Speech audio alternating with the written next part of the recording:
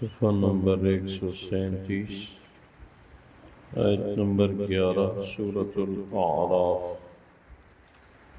اعوذ باللہ من الشیطان الرجیم، بسم اللہ الرحمن الرحیم۔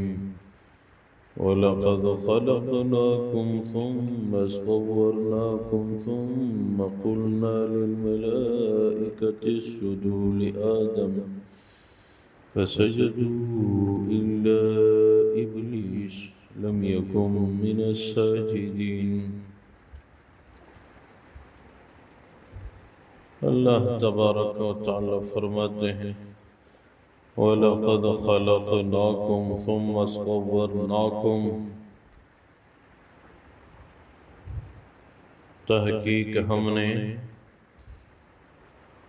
تمہیں پیدا کرنے کی پیشن گوئی کی، ارادہ کیا، ثم صورناکم، پھر تمہیں شکل و صورت عنایت فرمائی، ثم قلنا للملائکۃ اسجدوا لآدم، پھر ہم نے فرشتوں سے فرمایا کہ آدم علیہ السلام کو سجدہ کر، فسجدوا الا ابلیس، انہوں نے سجدہ کیا سوائے ابلیس کے، لم یکن من الساجدین، وہ سجدہ کرنے والوں میں سے نہیں رہا۔ قال ما منعك الا تسجد اذ امرتك، اللہ نے فرمایا کس چیز نے آپ کو منع کیا کہ آپ نے میرے حکم کو نہ مانتے ہوئے سجدے سے انکار کیا۔ قال انا خیر منہ، ابلیس نے کہا کہ میں اس سے یعنی آدم علیہ السلام سے بہتر ہوں، خلقتنی من نار وخلقتہ من طین، آپ نے مجھے آگ سے پیدا کیا اور اس کو مٹی سے پیدا کیا۔ قال فاہبط منہا، اللہ نے فرمایا پھر آسمانوں سے اتر جا، وما یکون لک ان تتکبر فیہا، آپ آسمان میں نہیں رہ سکتے جب آپ متکبر ہیں، فاخرج انک من الصاغرین، نکل جاؤ آپ ذلیل شدہ لوگوں میں سے ہوں گے۔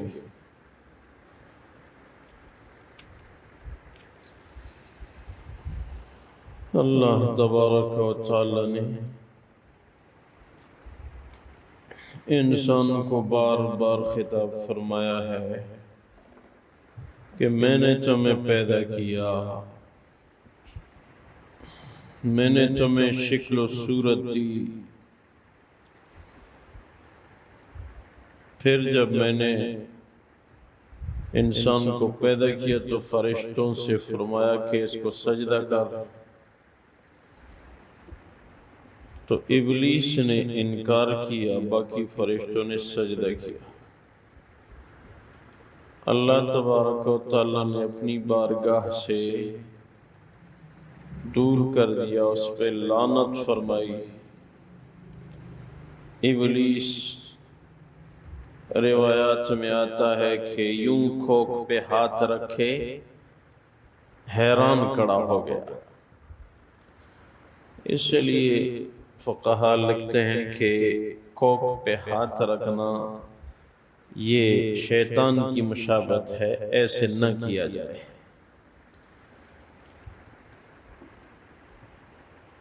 ابلیس کا معنی ہے پریشان، حیران اور سرگردان۔ ابلیس چونکہ حیران اور پریشان ہو گیا، اس لیے ابلیس کو ابلیس کہتے ہیں، اور شیطان کو شیطان کیوں کہتے ہیں؟ شیطان کا معنی ہے اللہ کی رحمت سے دور، تو واقعی اللہ کی رحمت سے دور ہے، اس لیے اس کو شیطان کہتے ہیں۔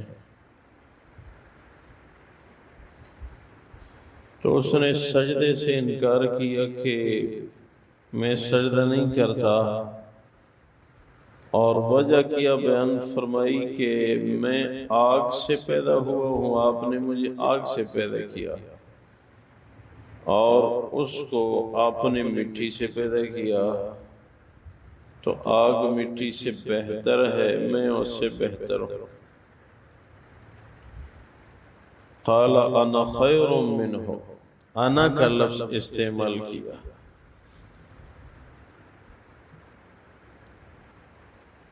اور جہاں کہیں بھی انسان میں انانیت آ جاتی ہے، انا خیر، میں بہت بہتر ہوں، یہ بہت بڑا نقصان ہے۔ خود پسندی یہ انسان کی آخرت کی بربادی کا ذریعہ ہے کہ میں بہت نیک ہوں، میں بہت اعلیٰ ہوں، میں ایسا ہوں۔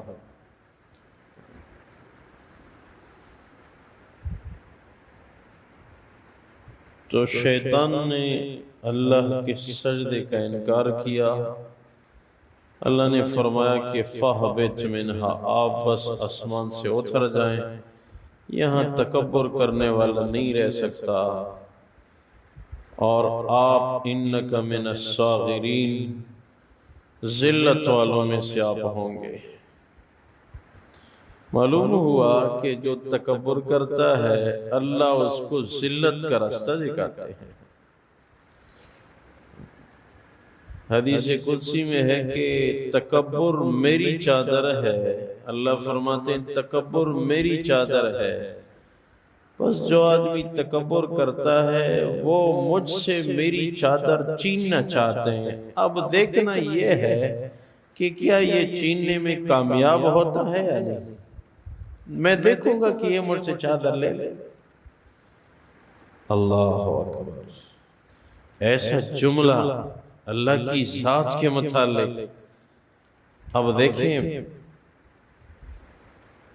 تکبر اتنا بڑا جرم ہے کہ اللہ فرما رہے ہیں میرا لباس مجھ سے چھیننا چاہتے ہیں۔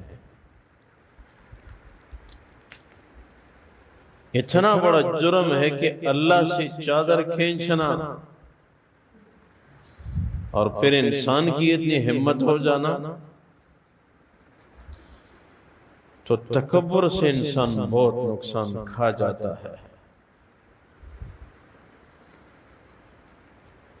تو انسان کو عاجزی سے کام لینا چاہیے، اور واقعی ہے ہی عاجز انسان کی کیا قوت ہے۔ انسان کی قوت بہت محدود ہے۔ اللہ کی ذات کے احکامات جہاں بھی متوجہ ہوں، فرضی احکامات تو لازمی ہیں، اور جہاں کہیں نفلی احکامات بھی متوجہ ہوں ان کا بھی خیال رکھنا چاہیے۔ جیسے اب محرم ہے، محرم کی تاریخ اگر اٹھائی جائے تو بحرین سے حضور اقدس صلی اللہ علیہ وسلم کی مبارک ذات کے ہاں ایک قافلہ آیا تھا، لمبا سفر طے کر کے۔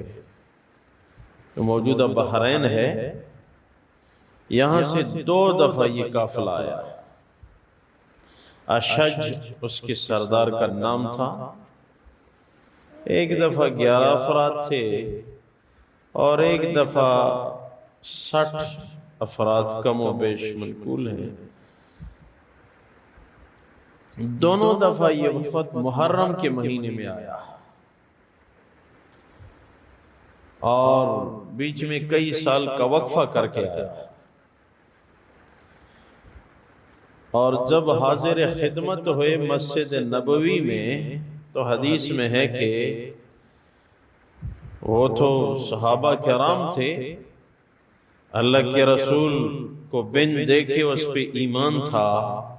جب پہنچے تو ہر ایک نے اپنی اپنی سواری چھوڑ کے اللہ کے رسول کی طرف بھاگے، اور محبت کی وجہ سے پہنچ گئے، ان کے ساتھ بیٹھ گئے۔ اشد جو کہ ان کا سردار تھا، اس نے اپنی سواری سنبھالی، اپنا سامان کھولا اور غسل کیا، صاف ستھرے کپڑے پہن لیے، اور اللہ کے رسول کی خدمت میں حاضر ہوئے۔ اللہ کے رسول نے فرمایا آپ کی عادت مجھے بڑی پسند آئی، اب یہ جو آئے ہیں پہلے سے لپک کے میرے ساتھ بیٹھے ہیں، اب ان کے دل میں کوئی سوچ رہا ہے وہ میرا گھوڑا کہاں جائے گا، کوئی سوچ رہا ہے میرا سامان کہیں وہ ادھر ادھر نہ ہو۔ آپ نے نظم و ضبط کا مظاہرہ کیا، سب کچھ سنبھال کے مطمئن ہو کے اب میرے قریب جب آپ بیٹھے تو میری بات بھی غور سے سنو گے اور کوئی آپ کو ادھر ادھر کی فکر نہیں ہے۔ آپ کی عادت نظم و ضبط مجھے بہت پسند ہے۔ اور پھر ان لوگوں نے درخواست کی، یا رسول اللہ صلی اللہ علیہ وسلم، ہم جب اپنے علاقے سے آتے ہیں تو بیچ میں آتا ہے قبیلہ مضر، اور قبیلہ مضر کے لوگ بہت زیادہ شریر ہیں، یہاں تک کہ ان کے علاقے سے تو چھوڑ دور جنگلوں میں بھی جب کوئی گزرتا ہے تو ان کے لوگ جو ہے وہ جھپٹ کے پہنچ جاتے ہیں، مسافروں سے مال بھی لوٹتے ہیں، سواری بھی لے لیتے ہیں، لڑائی بھی کرتے ہیں بلا کسی وجہ کے۔ لیکن محرم کا جو یہ مہینہ ہے اس میں قبیلہ مضر والے محرم کے مہینے کا بہت زیادہ احترام کرتے ہیں، یہاں تک کہ تاریخی کتابوں میں لکھا ہے اگر محرم کے مہینے میں قبیلہ مضر کے گھر میں بھی کوئی گھس جاتا وہ لوگ کچھ بھی نہیں کہتے تھے، یہ مشرکین تھے۔ تو کہنے کا مطلب یہ ہے مشرکین کے ہاں بھی اس مہینے کا اتنا ادب و احترام تھا۔ اسلام میں بھی اشہر الحرم میں سے ہے، معزز مہینے، ان میں سے ایک محرم بھی ہے۔ رجب، ذی القعدہ، ذی الحجہ اور محرم، یہ 4 معزز مہینے ہیں۔ مشرکین جو کہ غیر مسلم تھے وہ بھی اس مہینے کا اتنا احترام کرتے تھے کہ لوٹ مار روک لیتے، بدامنی ختم ہو جاتی اور امن و امان کا مظاہرہ کرتے۔ وہ لوگ جو پورا سال ان کے قریب سے نہیں گزر سکتے وہ محرم میں ان کے گھروں کے قریب سے گزر جا کے مدینہ منورہ پہنچ جاتے تھے۔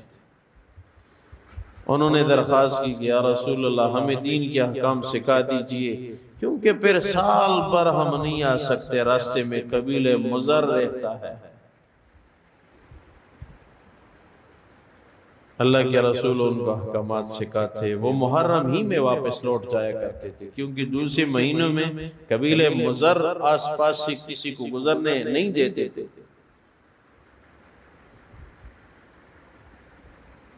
اور ساتھ یہ بھی کہ اس میں 10 محرم کا روزہ باعث ثواب ہے۔ اللہ کے رسول نے ارشاد فرمایا ہے کہ اس دن بڑے بڑے واقعات پیش آئے۔ ہم تو بظاہر صرف یہی دیکھتے ہیں کہ حسین رضی اللہ تعالیٰ عنہ اسی دن شہید ہوئے، نہیں، اس سے پہلے اس مہینے کی اور 10 محرم کی بڑی تاریخ ہے۔ نوح علیہ السلام کی کشتی جا کے 10 محرم کو روکی تھی، اور یہ بھی روایات میں ہے کہ 10 محرم کو نوح علیہ السلام کی کشتی میں جو جانور تھے وہ بھی 10 محرم کو کچھ نہیں کھاتے تھے۔ اسی طرح آدم علیہ السلام کو اتارا گیا، اس کے متعلق بھی ایک قول یہ کہ 10 محرم کا دن تھا، اور ابراہیم علیہ السلام کو آگ سے نجات ملی۔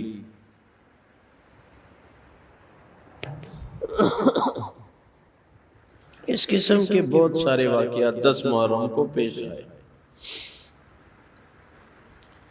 اور 10 محرم کو اللہ کے رسول نے فرمایا کہ موسیٰ علیہ السلام کو فرعون سے نجات ملی اسی دن، تو ہم بھی اس دن کا ادب و احترام کریں گے اور ہم بھی اس دن روزہ رکھیں گے۔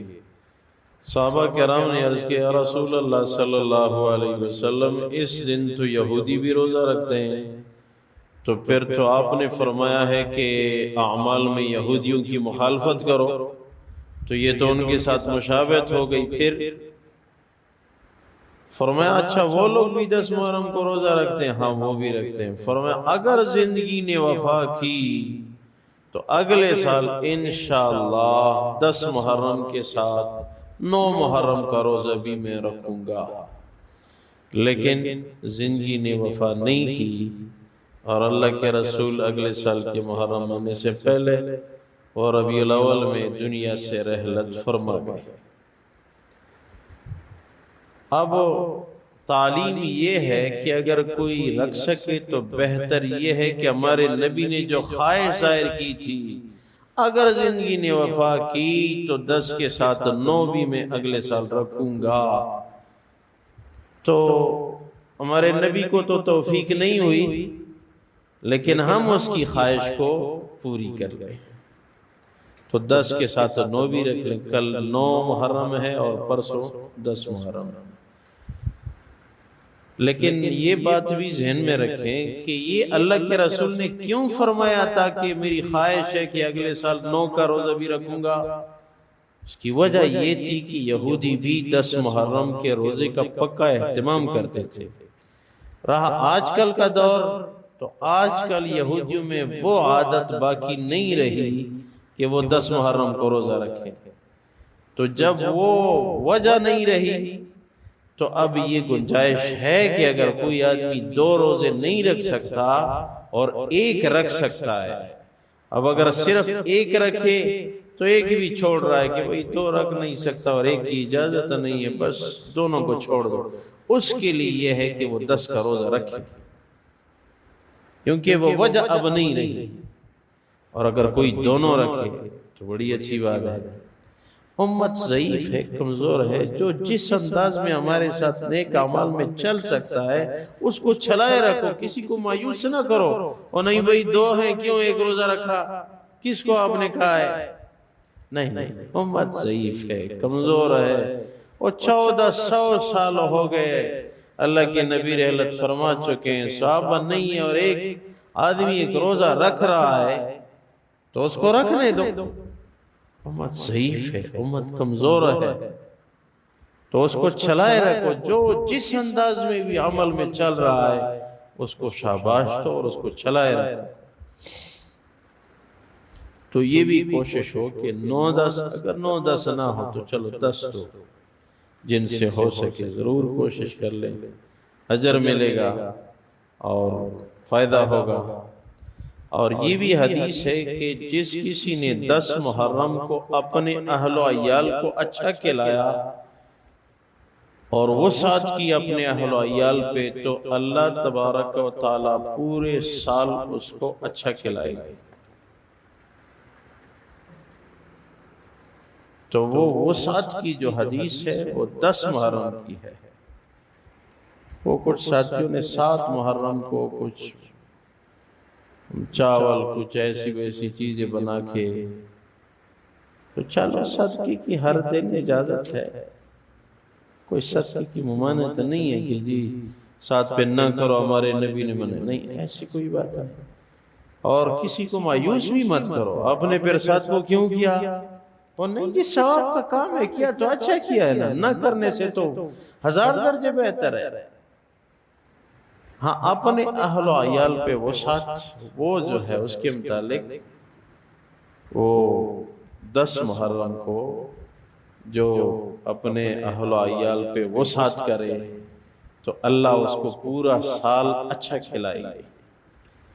اس نیت سے اپنی توفیق سے تھوڑا سا بڑھ جائے، اپنے انداز کو دیکھتے ہوئے۔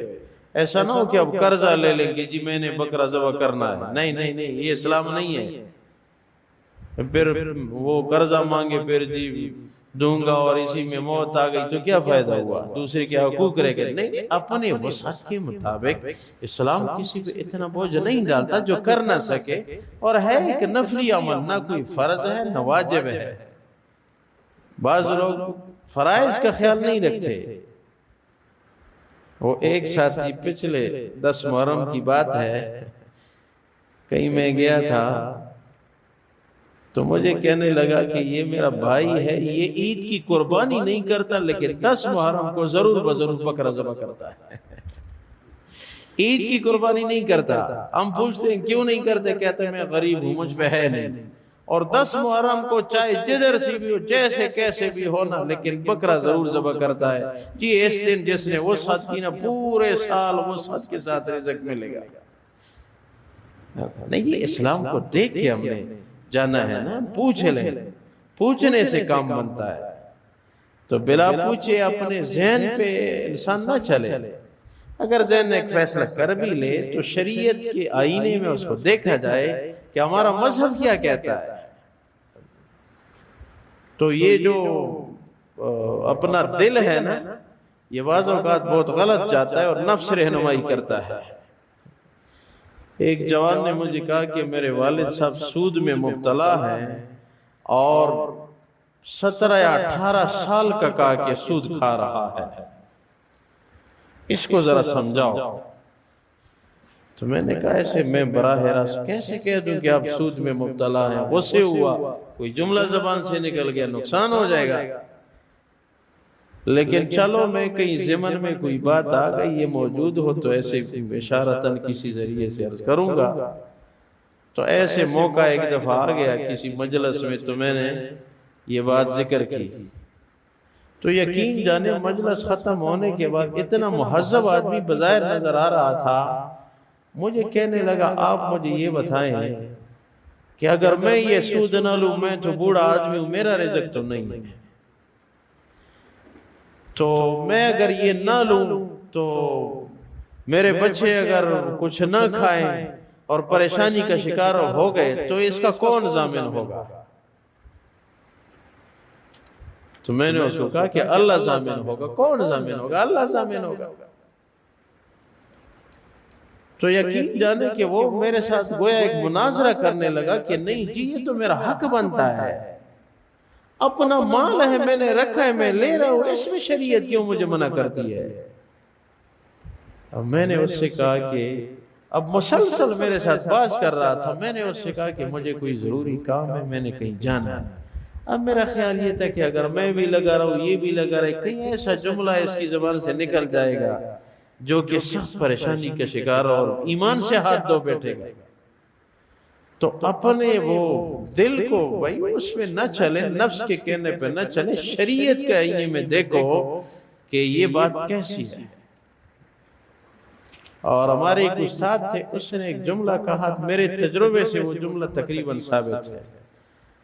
وہ مجھے کہنے لگا کہ سود کا شکار میرے تجربے میں اس کے بقول وہ آدمی زیادہ ہو جاتا ہے جو کیا ہو دوسرے لوگوں سے علیحدہ پھرتا رہے، ان کے ساتھ مجلس میں نہ بیٹھے، دوسرے لوگوں سے دور رہتا ہے نا، وہ اکثر اس چیز میں مبتلا ہوتا ہے۔ اور 2-3 موقعوں پہ میں نے ایسی پایا کہ بس جو لوگوں کے ساتھ نہ معاشرے میں بیٹھتا ہے، نہ کہیں بات سنتا ہے، اور تنہا بس وہ شکار ہو جاتا ہے۔ اس کو اپنا دل کہتا ہے ٹھیک جا رہا ہے، اس کو تو اختلاط ہے نہیں، بس اس کا شکار ہو جاتا ہے۔